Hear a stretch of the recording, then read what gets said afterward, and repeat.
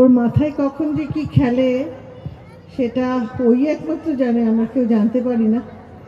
কিন্তু আবদার করে প্রচণ্ড, ভালো লাগে আবদারটা।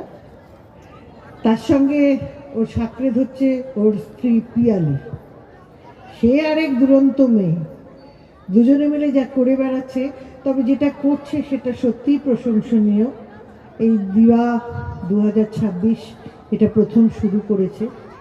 আমি চাই এটা আরও আরও আরও বড় হোক, এবং যে ট্যালেন্টদের এখানে একটা প্ল্যাটফর্ম দিচ্ছে এটা সত্যিই প্রশংসার দাবি রাখে। এরকম আমরা যখন কাজ শুরু করেছিলাম তখন তো পাইনি আমরা, আমাদের খুব লড়াই করে কাজ করতে হয়েছে। কিন্তু প্রসূন ভীষণ লড়াই করেছে। আমি আমার অনেক ছোটোবেলা থেকে ওকে দেখা, সেই লড়াইটা যাতে পরবর্তী প্রজন্ম না করতে পারে সেই জন্য এই উদ্যোগ আমার মনে হয়।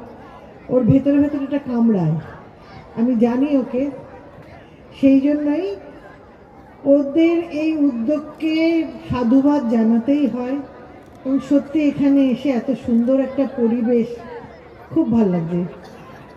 মানে ও বলেছিল আর একটু আগে আসতে, কিন্তু শুটিংয়ের চাপে হয়নি, তাই শুরু হয়ে গেছিলো প্রথম নাচটা।